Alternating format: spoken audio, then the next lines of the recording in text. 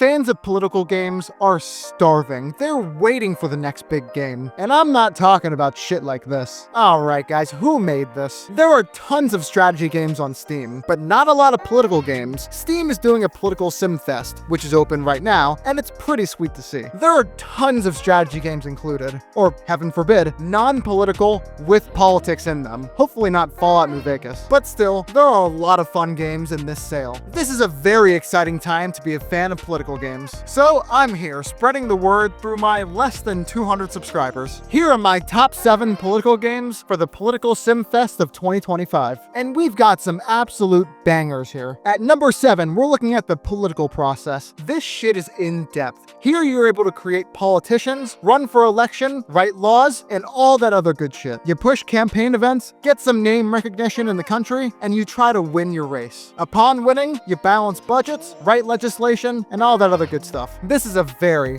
very in-depth political game on American politics, and it is a must-have for anyone interested. It's currently $11.24 when it's usually $15, so go check this guy out. Sticking to American politics, but a much more decorated game this time, it's the Political Machine 2024. I started playing the Political Machine with 2016, and unfortunately it's not available for purchase anymore, but it was damn good. And so is this one. The Political Machine 2024 is a lot like the political process, but it's a hell of a lot more stylized. I mean, just look at these bobbleheads. The characters you make are extremely customizable, and you're even able to actively participate in debates with other candidates. Attack the opponent or play it safe. Play it however you want. Though the process of the election is really well made here, the game doesn't actually get into the after party of being elected like the political process does. But hey, you win some, you lose some. Right now, this bad boy is $7.99 when it's usually $20, and it should get you hours of fun. Moving on to number 5, we have Suzerain. A bit different from the other ones on this list. This is a story-based political game that drops you into the nation of Scordland. Here you play as Anton Rain. You get to make all of the decisions here in leading the nation through recession, corruption, and international conflicts. Go to war,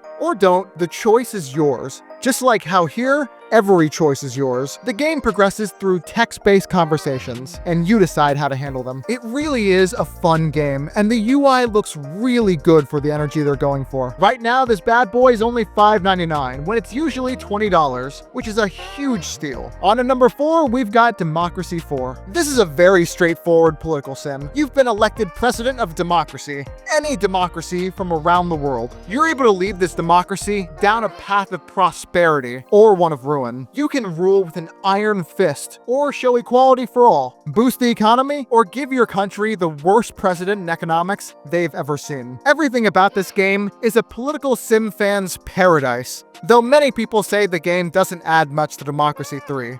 Take that for what you will. The game is currently $9.17, when it's usually $27. Unless you already have Democracy 3, this one is a clear winner. And FYI, Democracy 3 is currently $1 less at $8. At number 3, we're moving on to Victoria 3. I had to go with the 3, of course. Victoria 3 is a society builder taking place in the Victorian era. You're able to control any country from the Victorian era. You can modernize your country through industrialization, start wars, start civil wars on yourself, take over countries, enact slavery, erase slavery, or create equality. This game is a bit of a sandbox, and it lets you do just about anything. The game's war mechanics are revolutionary. The UI is great, and it's still getting updates 3 years after release. Though many people have reported that the game eats your CPU and crashes a lot, so play at your own risk. While it is a more expensive choice, it's definitely worth the cost. At number 2, we're looking at Europa Universalis 4. Though it's an older title than Victoria 3, it's a massive game, even developed by the same studio too. EU4 lets the player control over 500 nations, anywhere from the 1400s to the 1800s. You have to find a balance of diplomacy, military might, and building your economy. You do that through the choices you make